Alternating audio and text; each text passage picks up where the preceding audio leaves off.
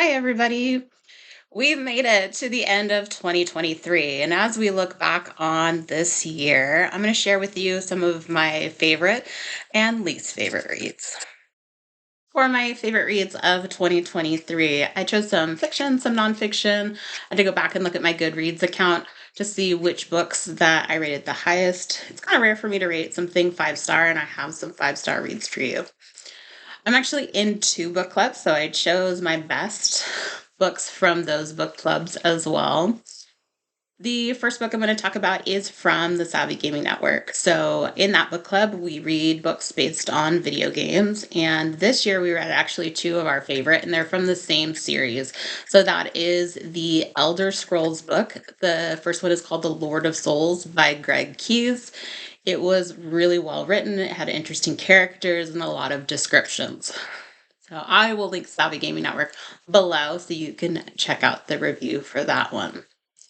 The next book is from my Read the World series. It was actually the first book that I read this year, which was The Honey Thief. And this is a book based on Afghanistan folktales that are weaved together through the main story of The Honey Thief. The characters were great. It was a really sweet story. Pun intended. And it's something that I actually really recommend others to read. The last of the fiction reads for my best reads, this one was probably my favorite out of the whole year, and that is The Firekeepers Daughter by Angeline Boulley. It was so fantastic. I cried. I was so happy for the character towards the end because she has a tragic beginning. She witnesses the death of her best friend, the violence of that friend's boyfriend. And she then ends up working with the FBI to try to figure out what's going on within her tribe. There's some drug trafficking involved as well. It was just beautifully written and a great story. The last two that I'm going to talk about are nonfiction. So, my favorite memoir that I read this year was Broken Horses by Brandy Carlisle. And I actually listened to this one, and I highly recommend if this is something you're interested in, you get the audio version of because it has the CD along with it. She plays music throughout the book, and then you also hear it again at the end. This is the story of Brandy Carlisle. She is one of my favorite musicians, and I devoured this. I think I finished it in 2 days. It's such a beautiful story and beautifully written. It, again, is my favorite memoir of this year that I read this year. The last book that I'm going to talk about that was my favorite is called The Five.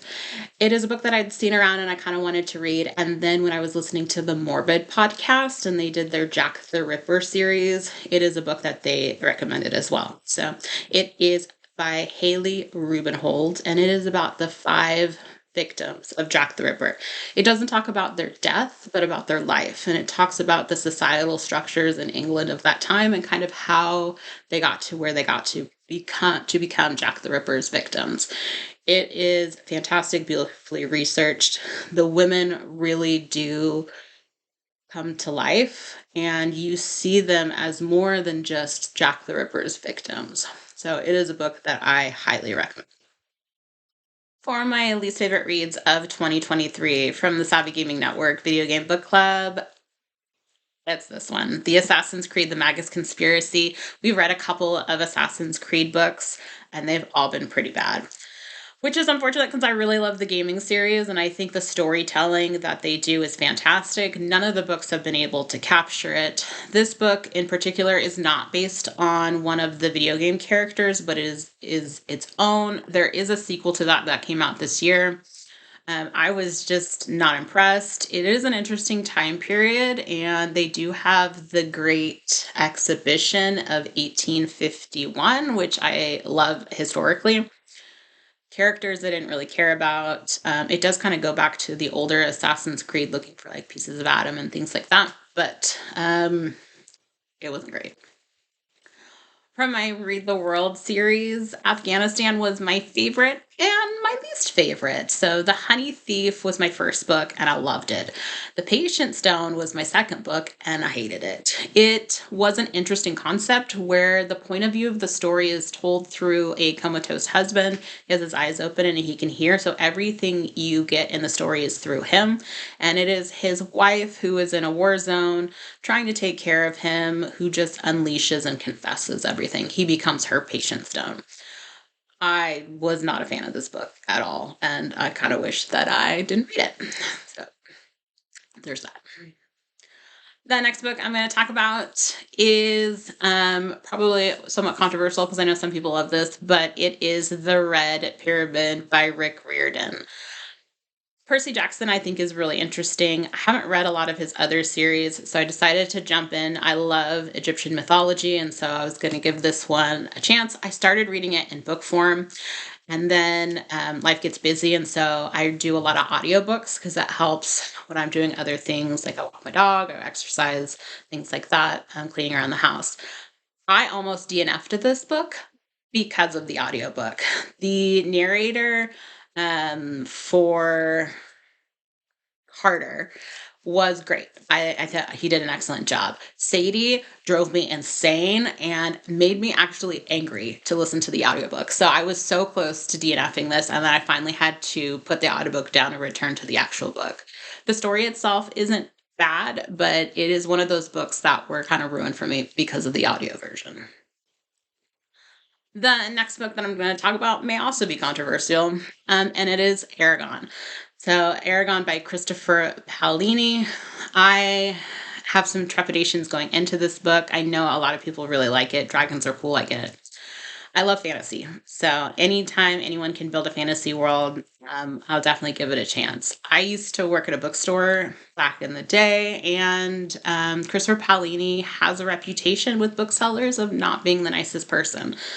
But I was also teaching middle school, and a lot of people really liked this book, so I decided to give it a chance. It wasn't great for me. It was an interesting kind of concept, and I know Paolini was only 16 when he wrote it, but Essie Hinton was also that age when she wrote The Outsiders, so I have to give some grace, but I also have to look at it as a book on its own. Thought the characters were not that interesting to me because they weren't developed. And that was what was really missing in the story. I didn't really grow with these characters. Hopefully, the other books in this series move on with that. But this book was not my favorite, and so I will not be continuing it.